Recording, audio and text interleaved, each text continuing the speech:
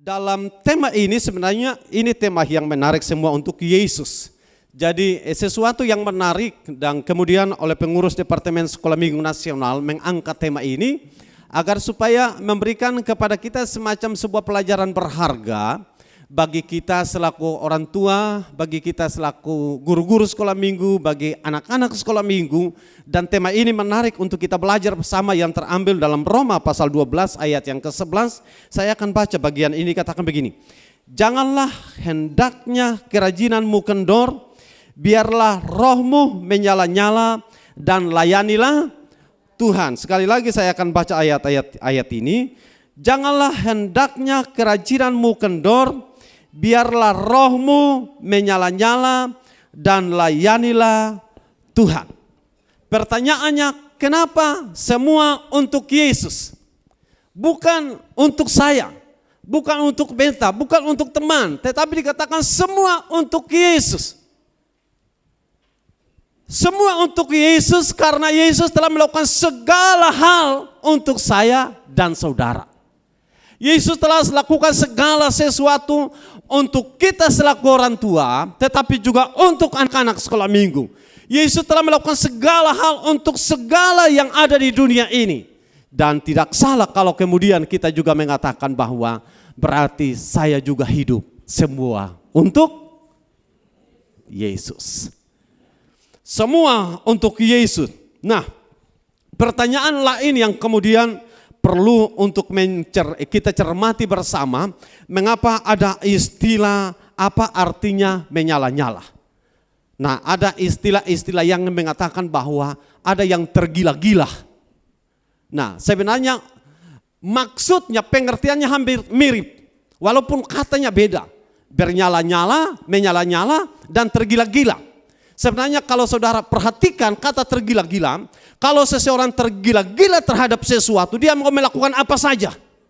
Kalau tergila-gila karena cintanya, orang tua mau nasihat model apapun, kalau dia sudah tergila-gila dengan cintanya, dia tidak peduli nasihat orang tua.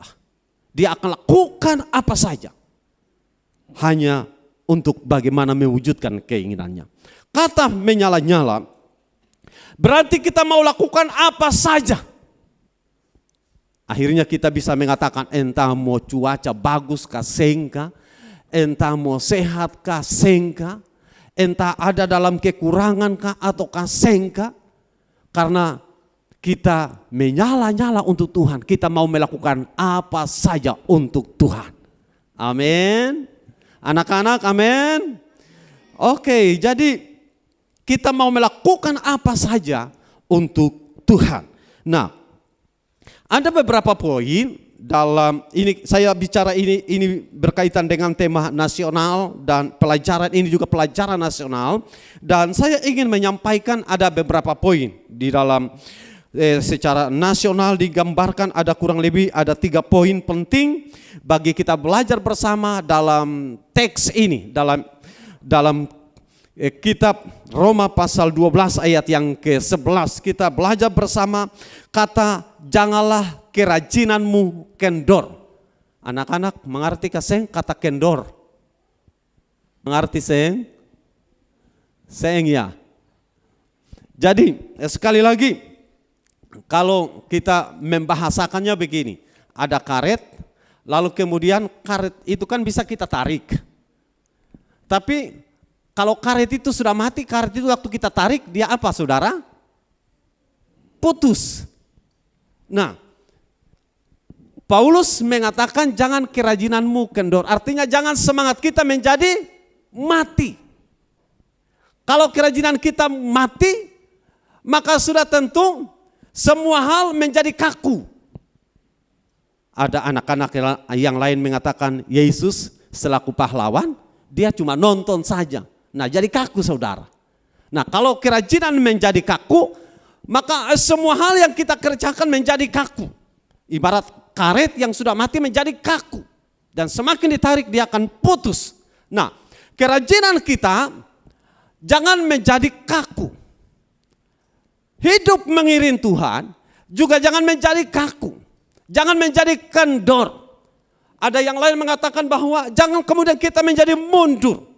Artinya kita terus maju di dalam mengiring Tuhan. Kita orang tua sekalipun, saya juga mengatakan bahwa lewat kesempatan ini kita orang tua harus bisa memberikan gairah kepada anak-anak. Kita dari orang tua mengalir gairah semangat mengiring Tuhan kepada anak-anak. Bagaimana bisa anak-anak bergairah kalau kita orang tua sendiri sudah tidak bergairah mengikut Tuhan? Bagaimana anak-anak bisa bersemangat? Bagaimana anak-anak bisa memiliki katakanlah kerajinan itu tidak kendor, sementara kita orang tua menjadi kendor. Nah, agar supaya kerajinan anak-anak tidak kendor, maka orang tua harus bisa memberi pacu kepada anak-anak. Dan teristimewa dari kita orang tua harus menjadikan sebagai figur yang memberi semangat kepada anak-anak kita. Amin. Nah, jadi dari kita selaku orang tua itu penting, jangan kerajinan kita menjadi kendor. Anak-anak pun sama, jangan kerajinan menjadi kendor. Dalam Amsal pasal 30 ayat 24 sampai dengan 25 itu akan menjadi sangat jelas menolong kita semua memahami jangan kerajinanmu menjadi kendor. Nah, bagian yang berikut dikatakan ada kalimat dalam kitab Roma pasal 12 ayat 11 dikatakan biarlah rohmu menyala-nyala. Apa maksud kata roh menyala-nyala? Dalam Amsal pasal 14 saya akan baca ayat yang ke-23 dikatakan, dalam tiap jeripaya ada keuntungan, tetapi kata-kata belakang mendatangkan kekurangan. Sekali lagi dikatakan kekurangan saja. Nah, jadi kalau ketika kita memperhatikan bahwa sungguh maksud dari kata rohmu menyala-nyala itu artinya bahwa kita tetap memiliki semangat. Amin. Nah, tadi dikatakan bahwa janganlah kerajinanmu menjadi kendor. Yang kedua, roh kita menyala-nyala. Artinya semangat kita tidak pudar. Ketika ada orang tidak punya semangat, kita tetap semangat. Katakan kiri kanan, ayo tetap semangat. Ayo anak-anak sekolah minggu, ayo tetap semangat. Cubi dia sedikit, ayo semangat. Jangan sampai dia menangis ya. Jadi tetap semangat. Roh yang menyala-nyala berarti semangat. Ada orang mengistilahkan begini. Kata semangat ini sama dengan roh kita yang terus membara dan tidak mati. Diibaratkan begini, kalau ada bara atau kalau ada arang yang ada di tungku. Dan ketika arang itu dipisahkan dari tungku, mungkin awal-awal dia masih panas. Tapi semakin lama terpisah, maka arang itu akan mati, menjadi dingin, dan tidak akan punya fungsi untuk memanaskan tubuh seseorang. Nah sama, ketika kita tidak terpisah dari yang namanya tungku. Kalau kita membahasakan kata tungku ini, kita bisa bicara tentang sebuah persekutuan. Dan di dalam persekutuan, kita ini saling menghangatkan satu dengan yang lain. Kita ini saling menyemangati satu dengan yang lain. Dalam persekutuan seperti inilah, kita saling memberikan gairah satu dengan yang lain, memberikan semangat satu dengan yang lain, agar kita tetap semangat mengiring Tuhan. Sekalipun mungkin saya tahu kita ini punya ada banyak hal dalam hidup ini, tapi ketika kita tetap dalam persekutuan, kita tetap memiliki semangat yang menyala-nyala. Nah, yang berikut ingin saya dikatakan dalam kalimat yang terakhir, dan layanilah Tuhan. Katakan, dan layanilah Tuhan. Saudara yang dikasihi Tuhan, dikatakan begini, apapun yang kamu perbuat, perbuatlah dengan segenap hatimu, seperti untuk Tuhan dan bukan untuk manusia. Nah, ayat ini sebenarnya memberikan kepada kita contoh sederhana. Kata layanilah atau lakukanlah, perbuatlah segala sesuatu kepada manusia, tapi seperti untuk Tuhan. Contoh contoh sederhana kalau anak-anak sekolah minggu, ketika papa dan mama meminta contoh siren, tolong papa untuk ambil air minum dulu. Siren berpikir, papa ini pakai parenta-parenta saja. Tapi sadar atau tidak, tapi ketika siren melakukan untuk papa, sebenarnya siren sedang melakukan bukan untuk papa, tapi untuk Tuhan. Nah, jadi contoh saja, kalau kemudian Icel contoh saja, lalu kemudian Om Bu bilang, Icel tolong menyapu dulu. Lalu Icel mengatakan bahwa papa menyapu saja. Papa kan sebesar. Lalu kemudian Icel tidak nyapu. Sebenarnya ketika Icel tidak lakukan, sebenarnya Icel bukan tidak lakukan perintah atau permintaan papa, tapi Icel tidak lakukan permintaan Tuhan. Karena segala sesuatu yang kita perbuat adalah untuk siapa? Untuk Tuhan. Jadi ketika ada orang yang meminta pertolongan, kita lakukan untuk dia, tapi kita seakan-akan lakukan bukan untuk dia, tapi untuk Tuhan. Jadi kalau kemudian anak-anak sekolah minggu diminta oleh guru-guru sekolah minggu untuk melakukan sesuatu, sebenarnya bukan kita lakukan semata-mata untuk guru sekolah minggu, tapi untuk siapa?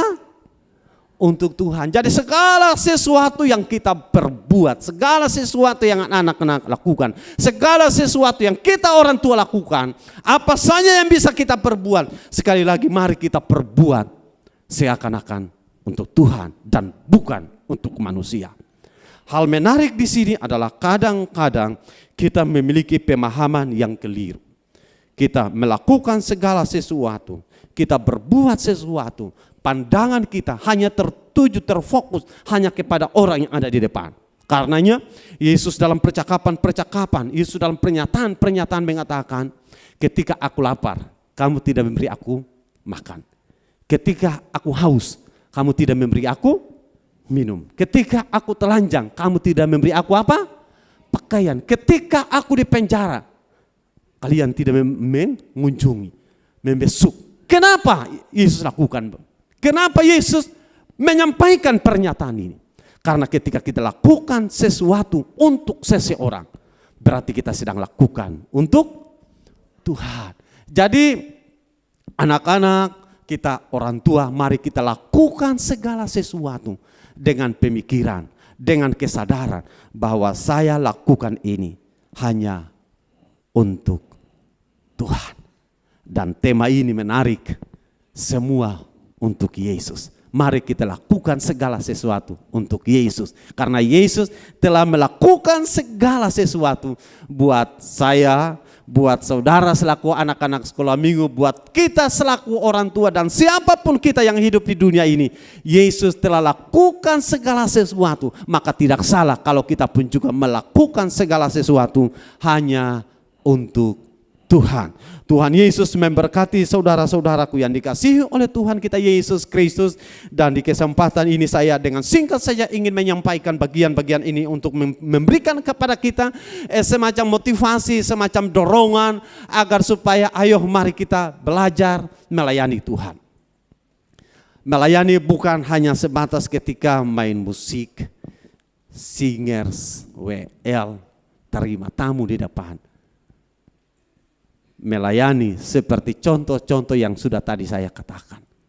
Kita dalam persekutuan gereja ini, ayo mari kita selaku orang tua, mari kita terus dorong anak-anak kita bisa melayani Tuhan. Kalau mereka punya potensi, kalau mereka punya talenta, ayo mari kita jeli melihat apa talenta anak-anak.